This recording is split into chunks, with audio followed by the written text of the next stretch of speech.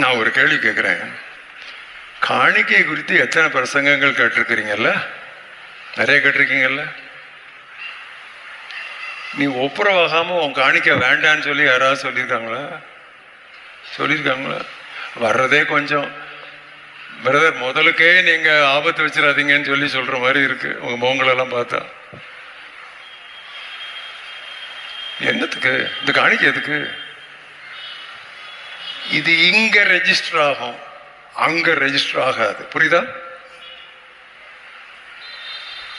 இந்த ரெஜிஸ்டர்ல போடுவாங்கப்பா, அங்க ஒரு ரெஜிஸ்டர் ஆகாது, அங்க கணக்குல வராது, அந்த வரவு செலவு கணக்குல வராது. இந்த திருச்சபையிலே ஒருமனப்பாட்டிற்காக உங்களை எல்லாரையும் என்று நான் கரங்கூப்பி அழைக்க விரும்புகிறேன். ஏன்னா நாம எனக்கு மெடிடேட் பண்ற டாபிக்கு